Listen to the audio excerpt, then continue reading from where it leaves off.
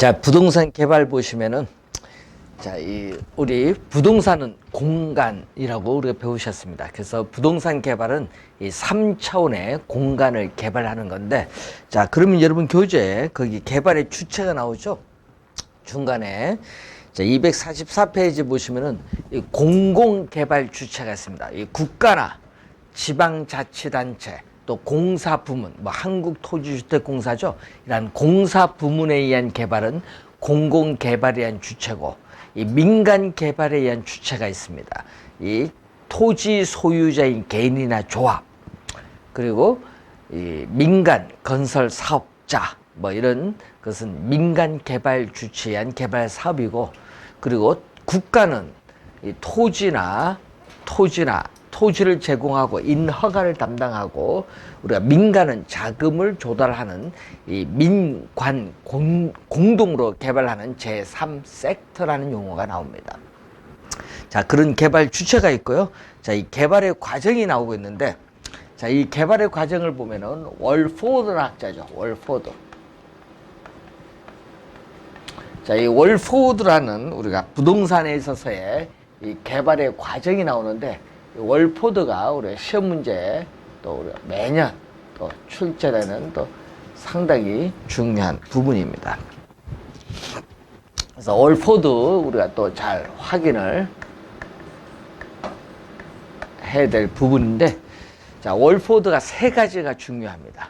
자, 이 월포드에서는 우선은 첫 번째가 이 부동산에 있어서의 개발 과정이 나오죠. 자, 이 개발 과정이 7단계의 순서가 여러분 교재에 나오는데, 자, 여기에 여러분 12회 시험, 그리고 또 작년 26회 시험에 또 순서가 또 출제를 했어요. 이 개발 과정이 상당히 또 중요한데, 순서를 출제했고요. 내용은 또 우리가 한 3번 출제했는데, 첫 번째가 뭐가 나오냐면 구상, 아이디어 단계입니다. 자, 어떠한 형태의 개발을 할 것이냐, 또 개발된 공간을 어디에 배치할 것인가, 이 구상, 아이디어 단계가 나오고, 이 두 번째가 예비적 타당성 분석 단계가 나와요. 두 번째가. 자, 이 예비적, 우리가 타당성 분석 단계. 자, 이 예비적, 이 타당성 분석 단계라는 것은, 자, 개발 사업 한다고 예상합니다. 이 개발 사업을 한다고 예상할 경우에 이 개발 사업으로부터 미래에 예상되는 수입과 미래에 예상되는 지출, 이 비용을 이 계략적으로, 대충이죠. 우리 정밀하게 아니라 이 계략적으로 우리가 추계를 해서 사전에 미리 수익성이 있는지 없는지 이 수익성을 검토해 보는 단계를 예비적 타당성 분석 단계라고 합니다. 자, 그리고 세 번째는 사전에 미리 수익성을 검토했는데 수익성이 있으면 땅을 매입을 해야겠죠. 이 적정한 부지를 모색하고 확보하는 단계인 부지 매입, 구입 단계가 세 번째고, 이 네 번째는 우리가 타당성 분석 단계죠. 자, 부지를 매입을 했으니까 이 지질, 지세, 집안의 상태를 확인을 해서 설계 시공이 가능한가, 이 기술적 타당성의 분석, 그리고 또 토지용 규제 이런 게 확인해야겠죠. 지역지구제, 이 법률적 타당성 분석, 또 개발 사업으로부터 수입과 비용을 또 비교해야겠죠. 이 경제적 타당성의 분석, 이게 있습니다. 자, 그 세 가지 분석 중에서도 우리는 경제적 타당성 분석이 가장 중요하다, 이런 얘기죠. 이 타당성 분석 단계인데, 이 타당성 분석 단계에서 또 시험에 많이 나오는 게 있어요. 뭐가 나오냐 하면은, 자, 이 개발 사업의 타당성 분석의 결과, 어떻게 돼? 개발 사업의 타당성 분석의 결과가 비록 같다, 동일할지라도 어떻게 돼? 개발업자에 따라서는 그 개발 사업을 채택할 수도 있고 채택하지 않을 수도 있습니다. 이 질문을 많이 출제해요. 왜냐하면은 이 개발업자에 따라 요구하는 수익률이 다르기 때문에 그렇습니다. 그래서 개발 사업의 타당성이 있다, 없다 말하기가 곤란한 단계가 이 타당성 분석의 단계입니다. 그리고 다섯 번째는 우리가 자금을 조달하는 금융 단계. 이 금융 단계는 건축대부, 저당대부. 우리 금융에서 배웠던 얘기고, 여섯 번째는 물리적 공간을 창조하는 단계죠. 이 택지를 조성하는 건설 단계. 그리고 마지막 일곱 번째가 조성된 택지를 분양하는 마케팅 단계죠. 자, 이 조성된 택지를 우리가 분양하는 마케팅 단계. 자, 이 마케팅 단계에서는 이 개발 사업이 성공했느냐, 실패했느냐 여부는 그 개발 사업의 이 시장성 여부에 달려 있다. 이 시장성이라는 것은, 이 시장성은 개발된 부동산이 시장에서 매매 또는 임대될 가능성을 얘기합니다. 그래서 시장성 여부에 달려 있다는 것은 이 개발된 부동산이 시장에서 매매 또는 임대될 가능성이 많으면 그 개발 사업은 성공한 거고, 또 매매 임대될 가능성이 없다면 그 개발 사업은 실패한 것을 의미하는 그러한 개념이 되겠죠. 자, 시장성 여부에 달려 있고요.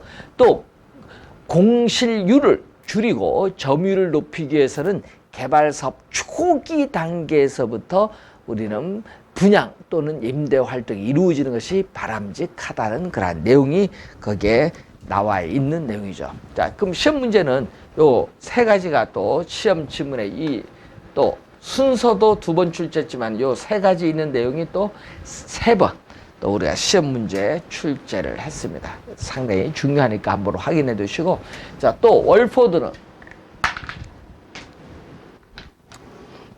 자, 이 월포드는 두 번째, 부동산 우리가 개발에 따르는 우리가 위험이 나오죠.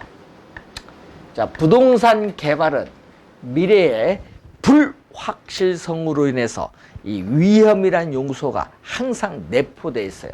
자, 그러면 이 부동산 개발에 따른 위험을 보면은 우선은 무슨 위험이 있죠? 세 가지 위험이 나오는데 23회 시험에 또 우리가 세 가지 위험 다 출제했는데, 이 법률적 위험이 나오죠. 또는 이 법적 위험. 자, 이 법률적 위험을 또 줄여서 우리가 법적 위험이 나오고, 자, 그 다음에 시장 위험이 나오고, 우리가 비용 위험, 이렇게 크게 세 가지 위험으로 나눠요. 자, 법적 위험은 법률적 측면에서 발생하는 위험입니다. 자, 그럼 부동산 개발 사업을 하게 되면은 이 법률적 위험, 이 법률적 위험, 이 법적 위험은 이 공법적 측면에서 또 이 사법적 이 측면에서 발생하는 위험이 있어요. 자, 이 공법적 측면에서는 대표적으로 토지 이용 규제죠. 이 토지 이용 규제. 자, 이 토지 이용 규제 대표적으로 토지 이용 규제의 대표적인 수단인 이 지역 지구제인데, 이 지역 지구제가 변경 가능성이 있느냐, 뭐 이런 걸 보는 거겠고, 이 사법적 측면에서는 이 소유권 관계를 보는 거죠.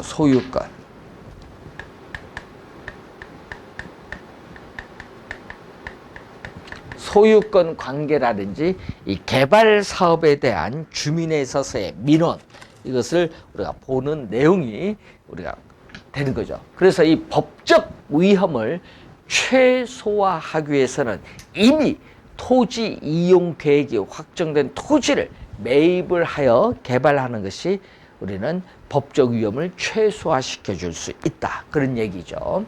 자, 시장 위험은 이 시장의 불확실성이 개발업자에게 지우는 부담을 시장 위험이라고 해요. 자, 그러면 이 시장 위험의 완공률,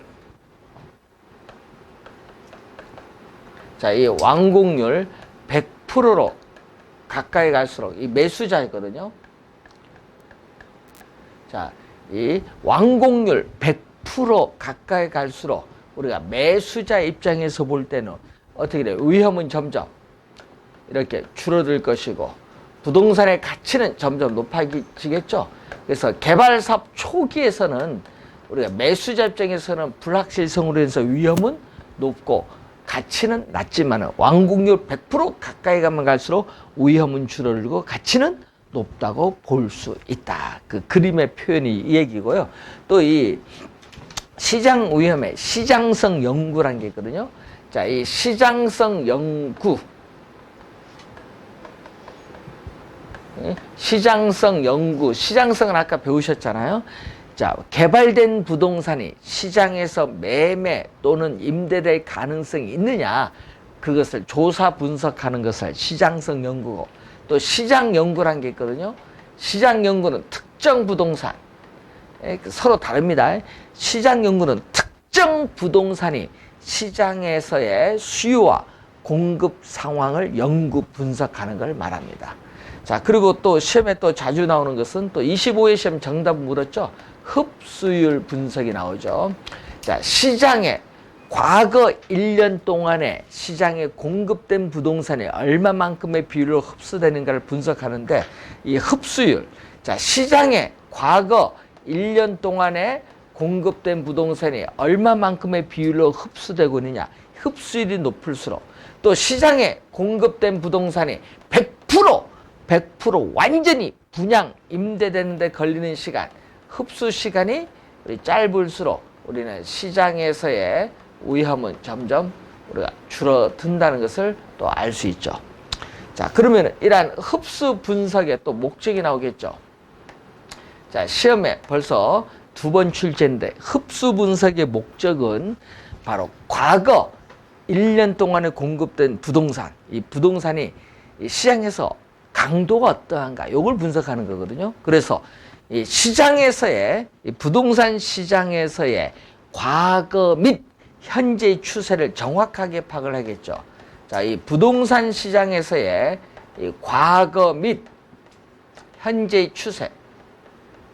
자, 부동산 시장에서의 과거 및 현재의 추세를 우리는 정확하게 우리가 파악을 해서 이 미래의 흡수율을 예측하는 데 목적이다. 이 지문을 벌써 2번 출제를 했죠. 이 미래의 흡수율, 이 미래의 흡수율을 예측하는 데 목적이 있다.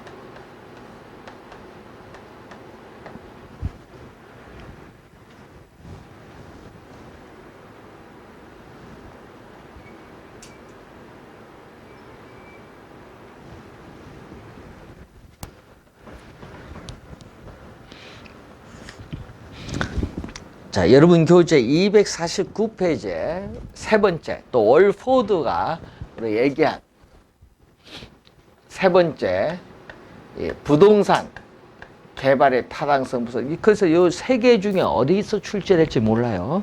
작년에는 여기서 출제했고, 또 재작년에는 이 2개를 묶어서 출제했거든요. 하여튼 매년 출제합니다. 이 개발에 있어서의 이 타당성 분석.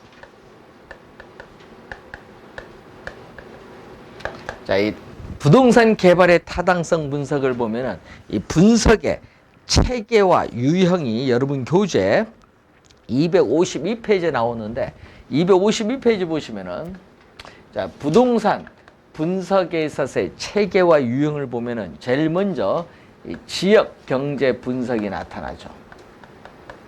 자, 이 지역 경제 분석이라는 것은 우리가 이 분석 대상 지역, 이런 분석 대상 지역의 인구라든지 고용이라든지 이 소득 등의 총량적 지표를 가지고 분석을 하는 겁니다. 그래서 이 분석 대상 지역에 있어서의 모든, 자, 이 분석 대상 지역에서의 모든 부동산에 대한 수요와 시장에 영향을 미치는 요인을 분석, 확인, 예측하는 작업을 지역경제 분석이라고 합니다. 자, 그럼 이러한 지역경제 분석을 토대로 해서 우리가 나타나는 게 바로 무슨 분석이냐면은 시장 분석입니다. 자, 이걸 토대로 해서 나타나거든요. 그러면 시장 분석은 이 모든이 아니겠죠.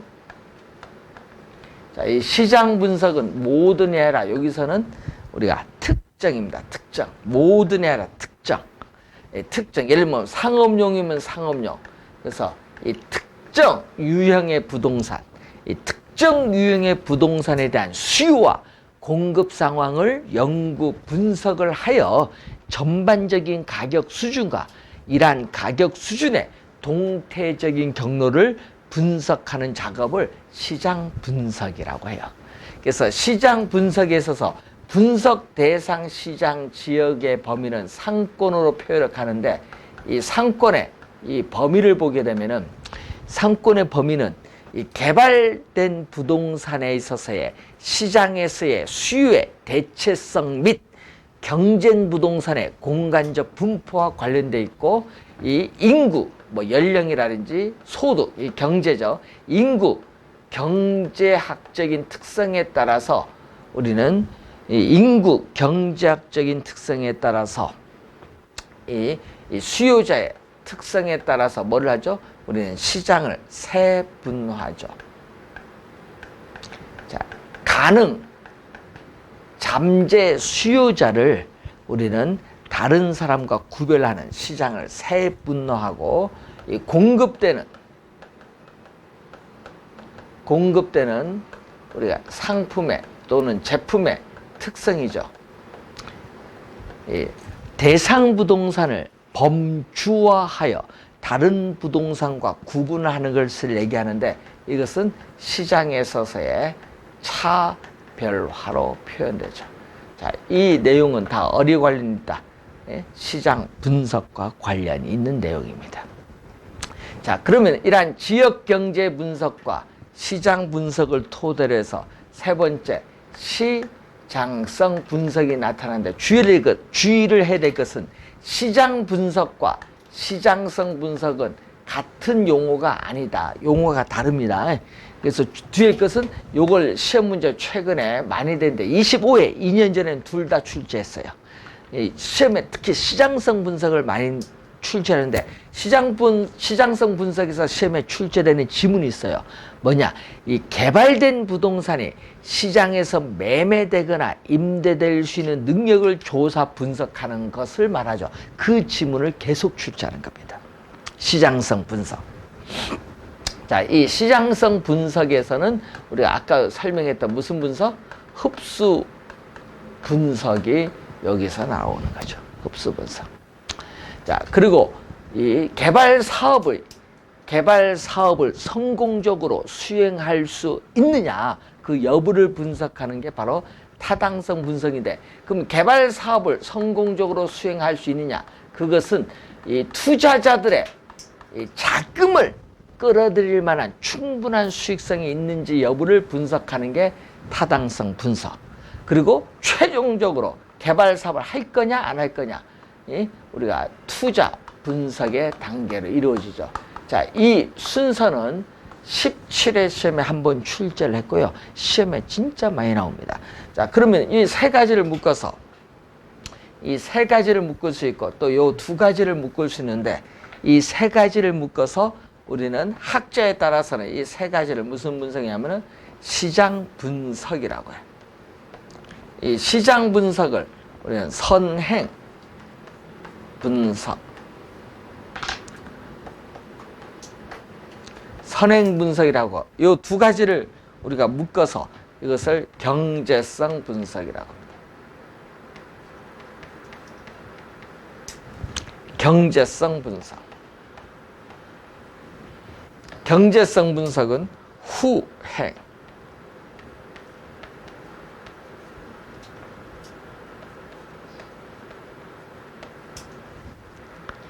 그래서 여러분이 이 시장 분석은 개발 사업의 시장에 초점을 둔 연구라면은, 이 경제성 분석은 개발업자의 요건 결정에 초점을 둔 연구고, 이 시장 분석을 먼저 하거든요. 그래서 부동산 개발의 타당성 분석은 시장 분석을 먼저 하고 나서 경제성 분석은 나중에, 즉 시장 분석에서 구한 자료를 토대로 해서 경제성 분석이 이루어집니다. 그래서 시장 분석은 이 시장에서 개발 사업이 채택될 수 있느냐 없느냐. 자, 이 개발 사업에 있어서의 시장에서의 채택 가능성 여부를 평가하기 위해서 고안된 것이 시장 분석이라면은 경제성 분석은 그 특정의 개발 사업에 있어서의 수익성 여부, 수익성이 있느냐 없느냐, 이 수익성, 이 여부를 평가하는 거죠. 자, 이 수익성 여부를 평가하기 위해서 고안된 게 경제성 분석이죠. 자, 수익성이 있으면 개발 사업 채택, 수익성이 없으면 개발 사업 기각. 그래서 최종적인 개발 사업에 대한 의사결정을 우리가 분석을 하는 거죠. 예, 최종적인 개발 사업에 대한 투자 여부를 결정하죠.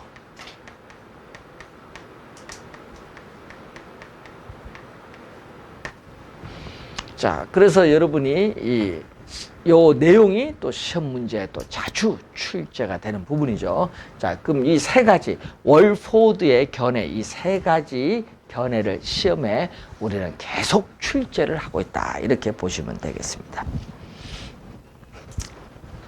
자, 여러분 교재 이제 부동산 개발의 유형이 나오는데, 자, 여러분 부동산 개발의 유형을 보게 되면은 254페이지 나오죠. 크게 신개발과 재개발로 나누는데, 여러분 신개발하면 여러분 생각나는 게 신도시 개발 사업이고요. 재개발하면은 뭐 우리 많이 들어보죠. 그래서 요즘에 보니까 이 재개발 시행 방법에 따라 뭐 보전 재개발, 뭐 수복 재개발, 뭐 계량 재개발, 뭐 철거 재개발인데, 우리나라는 뭐 철거 재개발 주로 많이 하는 거고, 이 선진국은요, 선진국은 철거 재개발보다는 선진국은 수복 계량 재개발을 중시합니다. 선진국은. 자, 그리고 여러분 공법에서 배우는 게 있거든요. 이 도시 및 주거환경 정비법에 대한 정비 사업이 있거든요. 거기 주거환경 개선 사업, 주택 재개발 사업, 주택 재건축 사업, 도시환경 정비 사업, 주거환경 관리 사업, 가로주택 정비 사업 6가지가 있는데, 이 개념이 개론 시험에 출제를 가끔 해요. 도시환경 정비 사업에 한번 또 출제를 했었거든요. 예? 최근에. 그래서 개념이 자주 나오는데, 이것은 또 여러분 공법에서 배우는 내용입니다. 그래서 공법에서 확인을 해 두시면 되겠고, 자, 그러면은 이제 여러분 교재에 256페이지 보시면은, 자, 이 토지의 이 취득 방식에 따라 부동산 개발 방식의 유형이 있는데, 자, 단순 개발 방식이라는 게 있거든요. 자, 단순 개발 방식은 토지 소유자에 의한 자력 개발입니다. 대표적인 개발 사업이 토지의 형질 변경 사업입니다. 이러한 자력 개발은요, 토지 소유자의 소유권 변동이 없기 때문에 권리 불변이다. 권리 불변이다. 이렇게 보시면 되겠고, 작년에 출제된 게 또 환지가 또 출제를 했죠. 작년 시험에 환지 방식이 또 출제를 했어요. 작년 시험에. 그럼 환지 방식은 어떻게 돼? 택지로 개발하기 전에 어떻게 돼요? 토지에 있어서의 뭐 등급이라든지 이용도라든지 면적 뭐 이런 거죠. 이것을 택지로 개발한 이후에 효율성이 낮은 토지를 효율성이 높은 토지로 개발해서 어떻게 돼요? 환지 기준에 따라 평가를 해서 감보율을 적용을 하죠. 그래서 원토지 소유자에게 뭐다? 되돌려주는데 재배분하죠. 자, 여러분이 뭐다? 우리 분배인데, 시험 문제에 또 2년 전에 매각으로 출제했거든요. 매각이 아닙니다. 2년 전에 매각이 또 정답이거든요. 그래서 환지는 재분배를 해준다. 재분배에 동그라미 해주시면 되겠죠.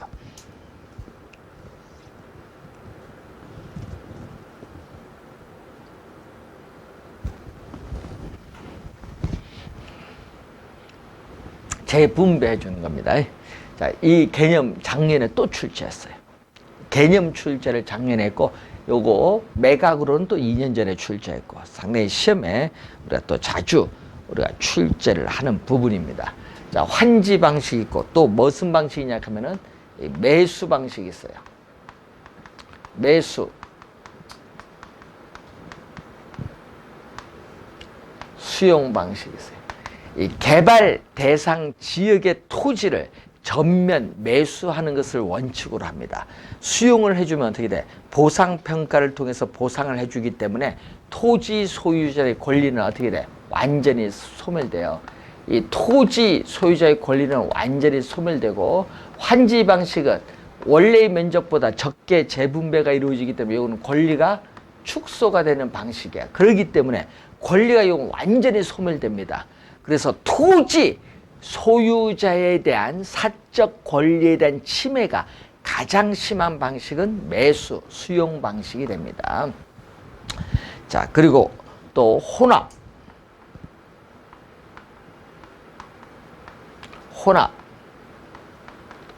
혼용 방식이 있습니다. 이것은 여러분 도시를 개발할 때 우리가 환지 방식도 우리가 일정 토지를 환지 방식으로 개발하기도 하고, 또 일정 부분 또 무슨 방식? 매수, 수용 방식으로 개발하는 거예요. 이걸 혼합하여 개발하는 방식. 시험 지문에는 요 세 개가 자주 출제를 하고 있다. 이렇게 보시면 되겠고, 자, 요거와 더불어서 시험 문제 많이 나온 게 있죠. 요 두 개를 섞어서 시험 문제 또 자주 출제하는데, 이 부동산 개발 주체에 따르는 개발은 어떤 방식으로 이루어지느냐. 또 시험 문제 여기서 출제하든 여기서 출제하든 매년, 작년에는 여기 두 문제 출제했어요. 그만큼 시험 문제 하여튼 단골입니다. 그래서 또 공부를 잘 해두셔야 될 부분. 자, 우선 개발 주체에 따라서 무슨 개발이 나오죠? 부동산 개발 주체에 따라서 공연 개발과 민간 개발 방식이 나타나죠. 자, 공연 개발은 정부가 부동산 시장에 직접 개입을 해서 개발하는 방식인데, 무슨 방식이? 수용 방식이죠. 수용 방식. 택지 개발 촉진법에 근거해서 수용 방식의 개발이 이루어져요. 그럼 시험 문제는 어디서 많이 출제하죠? 장점, 단점에서 시험 지문이 많이 나오죠. 자, 단점이 계속 출제를 많이 했거든요. 장점은 뭐예요? 장점은 이 택지를 조성하면 어떻게 돼요?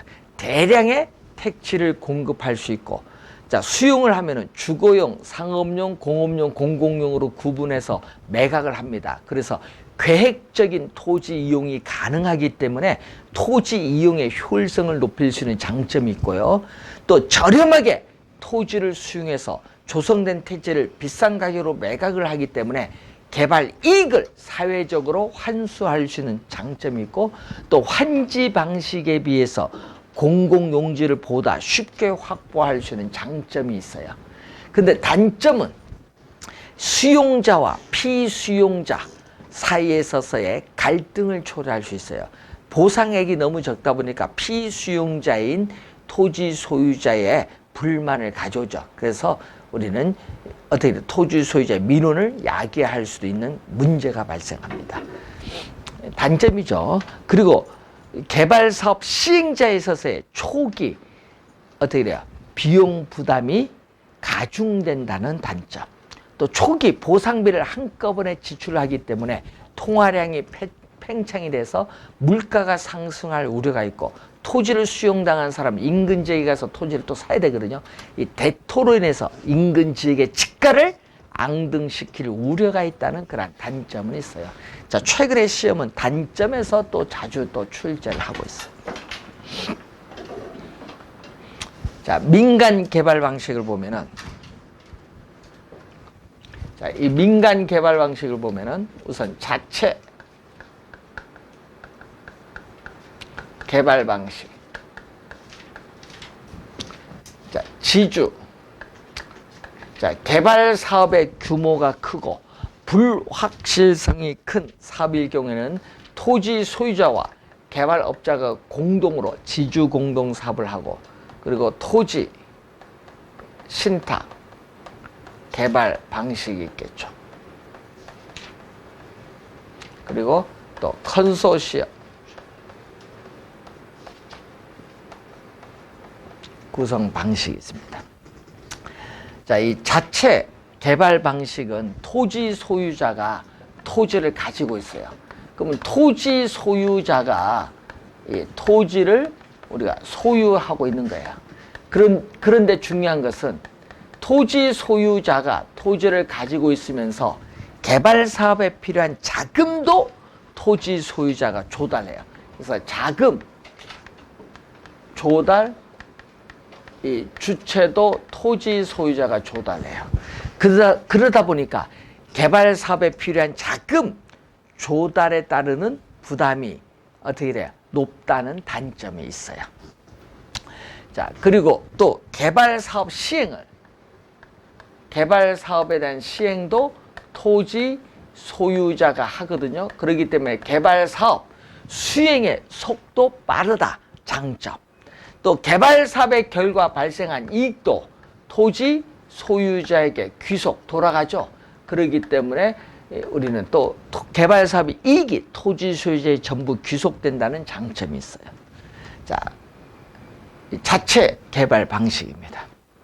자, 그럼 이 토지 소유자와 개발업자가 공동으로 개발하기 때문에 이 토지 소유자와 개발업자에게 개발 사업에 따른 위험이 분산된다는 장점이 있죠. 자, 그러면 이 지주 공동 사업에서는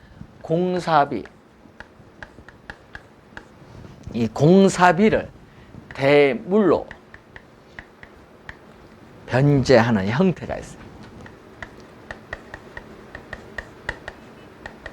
자, 이 공사비 대물 변제형을 우리는 등가 교환 방식.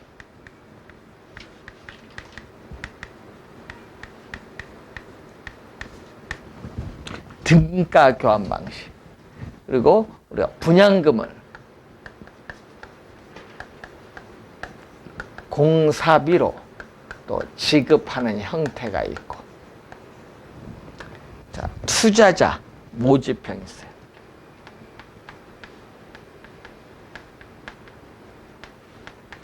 자, 투자자 모집형은 우리 저번 주에 배우셨던 부동산 금융에서 부동산 우리가 신디케이트 방식을 얘기하죠.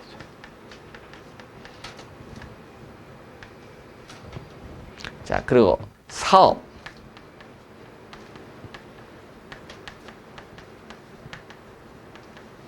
위탁형이 있죠. 사업, 수탁 방식이라고 합니다.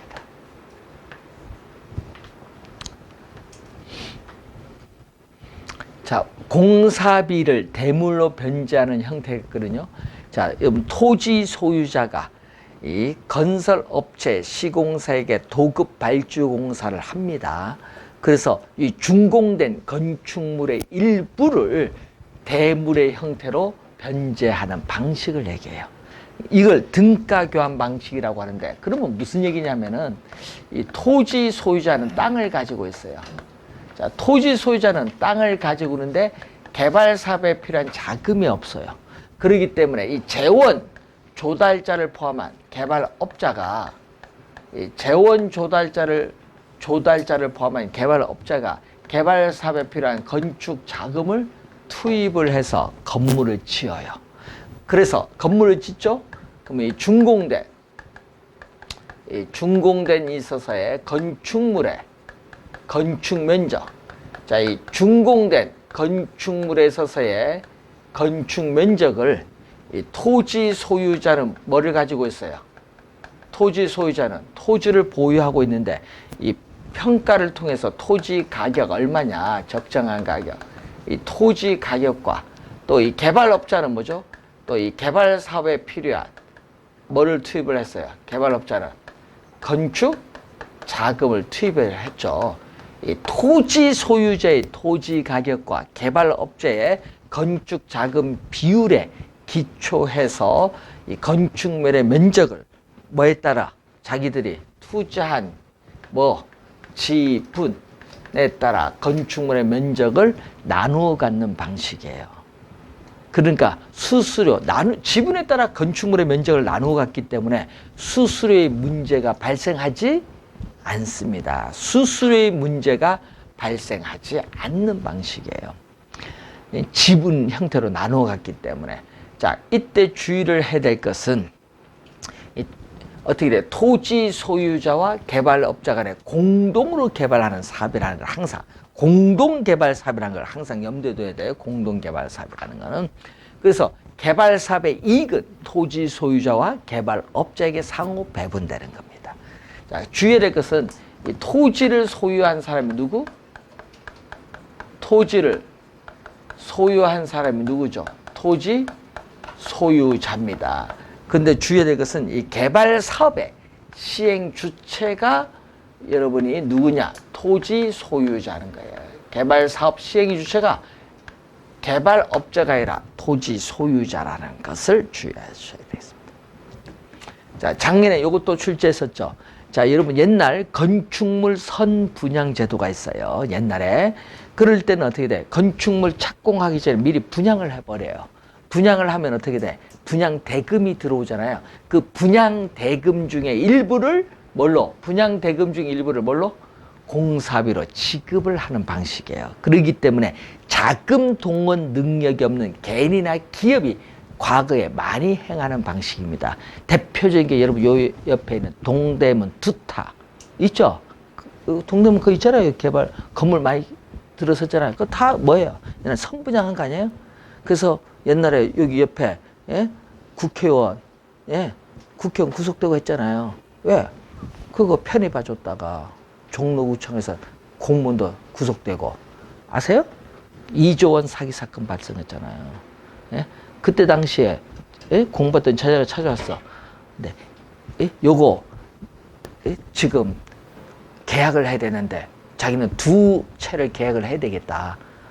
사기인데 왜 계약하냐. 내 입으로. 그 사람은 고민하다 계약을 안 했어. 딱 계약 끝나서 이틀 뒤에 돈 2조 원 갖고 튀었어. 선분양이잖아. 아니, 착공도 안 하고 돈 갖고 튀어버렸어. 그때 난랐지. 그래서 여기 국회의원 구속됐죠. 지금 아들이 국회의원 하고 있지만 다 그때 난랐어. 2조 원이라는 돈이 갖고 튀어. 그래서 그 이후에 뭘로 바뀐 줄 아세요? 건축물 선분양이 뭘로 바뀌었어? 후분양으로 바뀌어. 하도 사기 많으니까. 요것 때문에. 미리 돈들 받아버리니까. 그러다 보니까 뭐 어떤 문제도 있어요?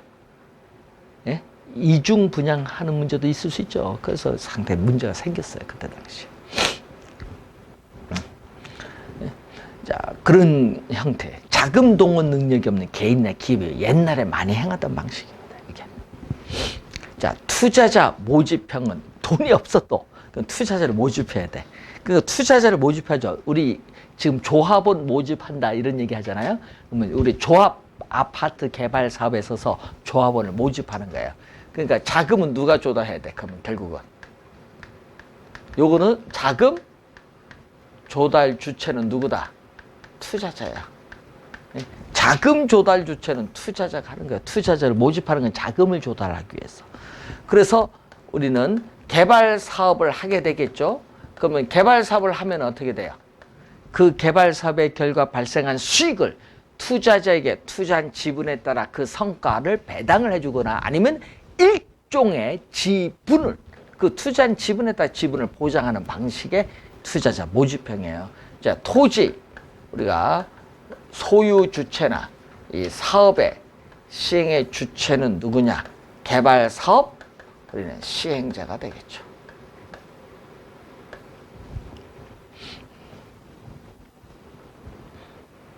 자, 사업 위탁이 작년에 또 여기서 정답 물었죠? 요 2개에서 작년에 정답을 물었어요. 작년 시험에.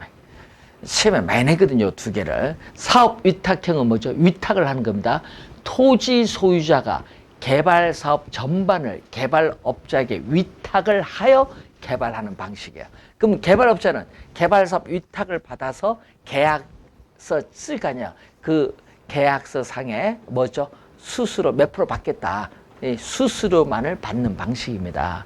그래서 개발업자가 중요한 건 위탁을 시켰어요. 그래서 개발업자가 개발사업 기획, 설계, 착공, 완공 후 임대, 분양에 이르는 모든 전체적인 개발사업을 누가 담당하는 거야?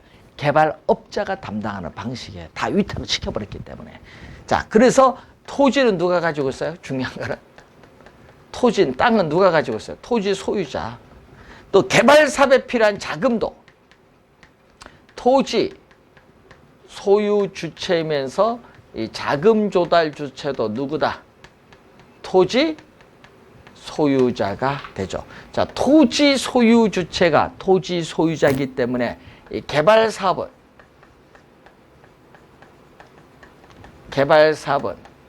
끝까지 누구의 명의로? 토지 소유자의 명의. 자, 개발 사업은 끝까지 토지 소유자의 명의로 진행돼요. 개발업자의 명의가 아닙니다. 토지 소유자의 명의로 진행이 돼요. 그리고 또 준공된 건물은, 자, 여러분, 준공된 건물에 있어서의 소유권은 토지 소유자와 개발업자가 지분을 공유하는 방식이 아니에요. 왜냐? 토지 소유는 개발 위탁만 시킨 거예요. 그렇기 때문에 소유권은 누구에게? 토지 자금 다 누가 가지고 있어? 토지 소유자니까 누구에게? 토지 소유자에게 귀속이 돼요. 22회 시험 또 여기서 정답짐을 또 물었죠.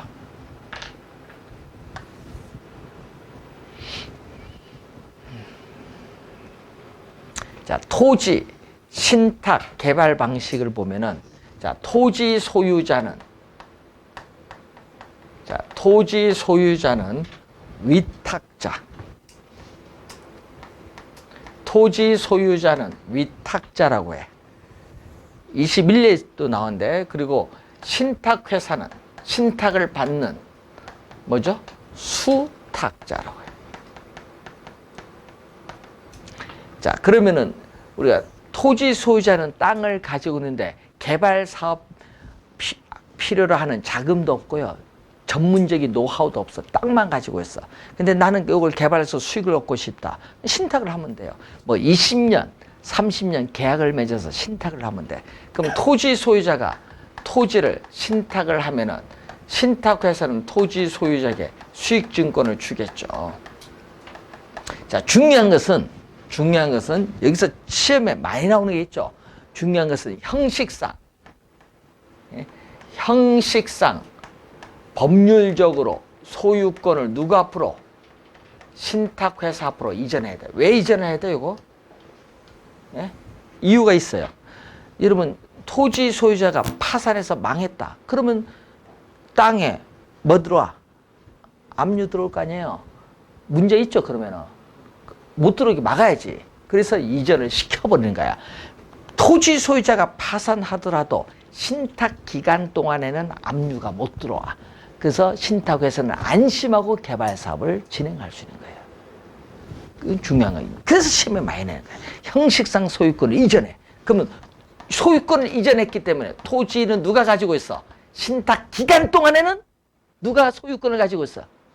토지 소유주체. 원래 한번 보겠어요. 시험에 나와서 맞는지 틀린지. 토지 소유는 누가 하고 있다? 신탁회사가요. 요거 시험에 내면 좋겠지만 그걸 안 내. 뒤에 요걸 내버리지 우리는. 개발 사업은 작년에 내니까 요거 지문을 이해 못하신 분 많대. 개발 사업 누구의 명의로? 토지 소유자가 아닙니다. 누구의 명의로? 신탁회사의 명의로 진행이 돼요. 예? 그렇지만은 사업 위탁 경우 누구의 명의로? 토지 소유자 명의. 이거 작년에 출제했잖아요. 틀린 사람 많았습니다. 그리고 개발 사업에 필요한 자금도 누구? 신탁회사가 금융기관의 차입을 통해서 자금 조달도 누가 한다? 신탁회사가 하고요. 또 개발 사업에 대한 시행도 누구의 명의로 하는 거야?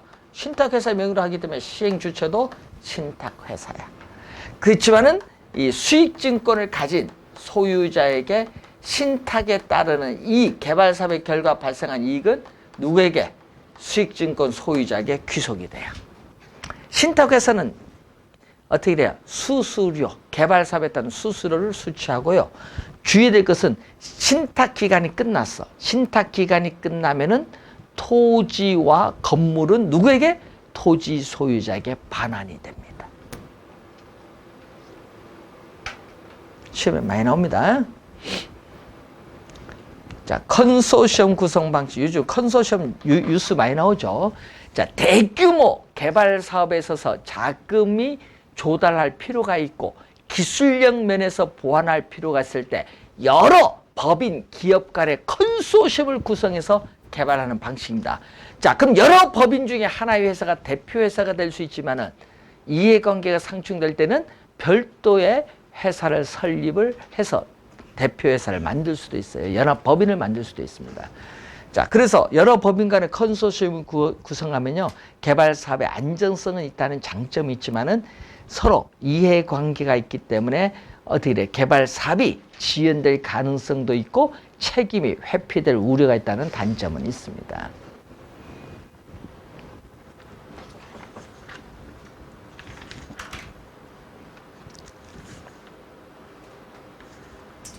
자, 여러분 교재 261페이지 보시면은 영어가 나오죠.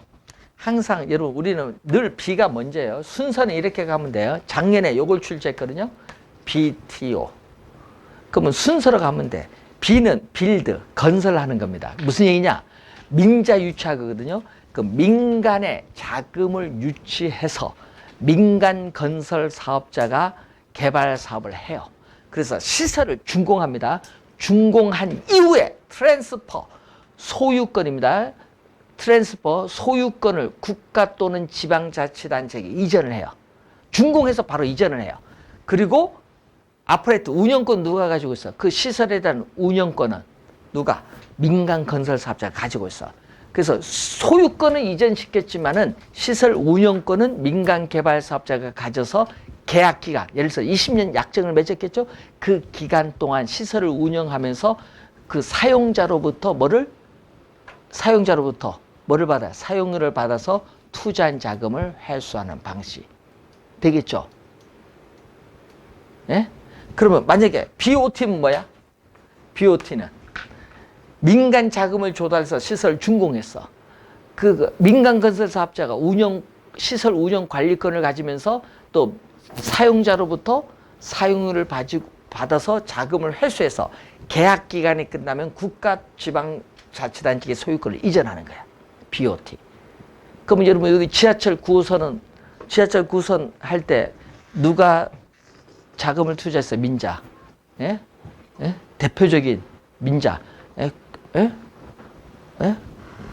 우리 유명한 회사잖아. 맥이라는 회사가 있어요. 뒤에 이름 뭐 있는데 그 회사가 투자를 한 거예요. 근데 문제는 수익률이 높죠. 예? 왜? 돈이 없잖아, 우리나라가. 돈이 없으니까 개발 사업은 하고 싶은데 돈이 없어. 그러면 어떻게 돼? 그 사람 뭐야? 우리 투자할게. 수익률 얼마 줄래?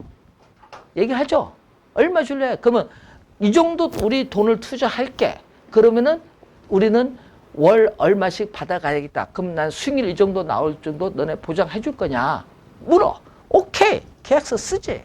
그래서 지하철 9호선 만든 거 아니에요. 만들어 놓고 어떻게 돼? 돈을 제대로 안 나오잖아요. 그러니까 올리겠다.